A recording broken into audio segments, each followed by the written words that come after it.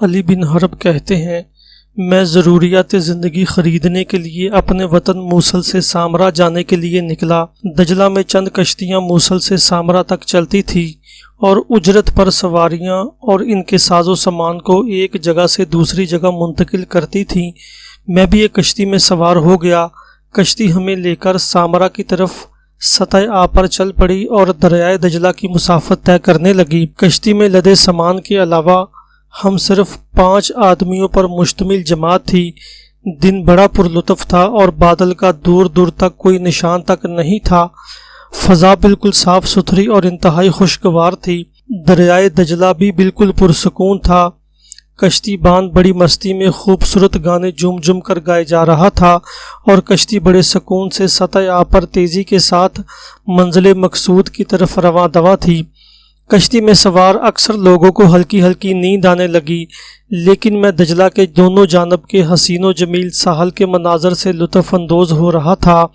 اچانک میری نگاہ پانی میں ایک بڑی سی مچھلی پر پڑی جو اچھل کر کشتی کے اندر آ پڑی۔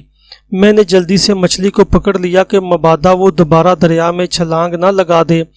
مچھلی کو پکڑنے کے لیے جو میں دوڑا تو کشتی ہچکولے کھانے لگی، جس کی وجہ سے لوگوں کی نیند اڑ گئی اور وہ نیند کی غنودگی سے باہر آ گئے۔ جب انہوں نے مچھلی دیکھی تو ایک آدمی نے کہا، یہ مچھلی اللہ تعالیٰ نے ہمارے لیے بھیجی ہے، اس لیے ہم کیوں نہ آگے ساحل پر اتریں اور اسے بھون کر کھائیں۔ یہ اتنی بڑی ہے کہ ہم سبھی کو کفایت کر جائے گی۔ ہمیں اس کی رائے بھلی لگی۔ کشتی بان نے بھی اس سے موافقت کی اور کشتی کا رخ ساحل کی طرف موڑ دیا۔ ہم لوگ ساحل پر اترے اور گھنے درختوں کے جھنڈ میں داخل ہوئے تاکہ لکڑیاں اکٹھی کر کے مچھلی بھونیں۔ جو ہی ہم گھنے درختوں کے جھنڈ میں داخل ہوئے، ایک خوفناک منظر نے ہمارے رونگٹے کھڑے کر دیے۔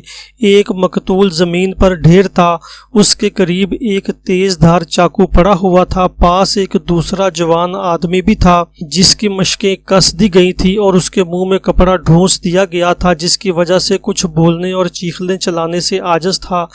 یہ خوفناک منظر دیکھ کر ہمارے اوپر دہشت طاری ہو گئی۔ ہم جلدی سے آگے بڑھے اور اس آدمی کی رسی کھول کر اس کے منہ سے کپڑا نکالا۔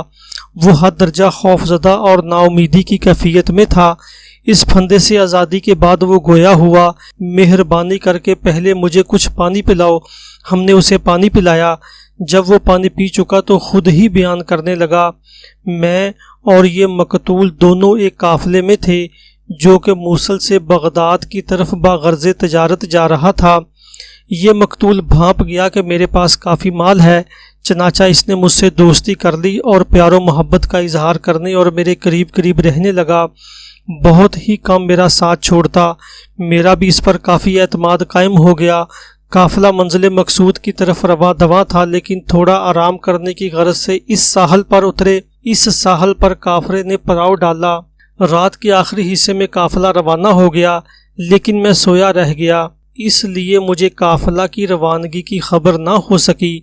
قافلے کی روانگی کے بعد اس مقتول نے میری نیند کا ناجائز فائدہ اٹھاتے ہوئے مجھے رسی سے باندھ دیا، جیسا کہ تم مجھے دیکھ رہے ہو، اور اس نے میرے منہ میں کپڑا ٹھونس دیا تاکہ میں چیخ پکار نہ کر سکوں۔ اس نے میرے پاس جو کچھ مال تھا وہ چھین لیا اور مجھے زمین پر پٹخ دیا۔ پھر مجھے قتل کرنے کے لیے میرے سینے پر بیٹھ کر کہنے لگا، اگر میں تجھے زندہ چھوڑ دوں تو بعد میں مجھ سے مل کر مجھے ذلیل کر سکتا ہے، اس لیے میں تجھے ضرور قتل کروں گا۔ اس مقتول کے کمر بند سے بندھی ہوئی یہ تیز چھری تھی جو زمین پر پڑی ہوئی تم لوگ دیکھ رہے ہو۔ اس نے مجھے قتل کرنے کے لیے کمر بند سے چھری کھینچی، لیکن چھری اس میں پھنس گئی، جس کی وجہ سے نکل نہیں رہی تھی۔ اس نے چھری نکالنے کی بڑی کوشش کی۔ جب ناکام ہو گیا تو اس نے پوری طاقت لگا کر چھری کمر بند سے کھینچی۔ اس کی دھار اوپر کی جانب تھی۔ چھری زور سے نکلی اور جا کر اس کی گردن میں گھس گئی اور چمڑے کے ساتھ گوشت کو چیرتے ہوئے شارک کا بھی کام تمام کر دیا۔ شارک کے کٹتے ہی خون کا فوارہ جاری ہو گیا اور جب طاقت نے جواب دے دیا تو یہ مردہ حالت میں زمین پر ڈھیر ہو گیا۔ یہ مجرم میری آنکھوں کے سامنے کیفر کردار تک پہنچ گیا، لیکن اس کے باوجود مجھے اپنی موت کا یقین ہو چلا تھا، کیونکہ ہم جس جگہ ہیں بہت ہی کم لوگ یہاں سے گزرتے ہیں۔ اس لیے میں سوچ رہا تھا کہ کون میرے ہاتھ پاؤں کھولے گا، کون مجھے اس آفت سے نجات دلائے گا۔ پھر میں نے اللہ تعالیٰ کو پکارنا شروع کیا۔ میں نے اللہ تعالیٰ سے دعا کی کہ اے اللہ میرے پاس کسی کو بھیج دے جو تیرے اس آفت رسیدہ بندے کو اس پھندے سے نجات دلائے۔ میں برابر یہی دعا کرتا رہا۔ میں مظلوم تھا اور مظلوم کی دعا اللہ تعالیٰ ضرور قبول فرماتا ہے، اور یہی وجہ ہے کہ اللہ تعالیٰ نے تم لوگوں کو میری طرف بھیجا اور تم نے میری جان بچائی۔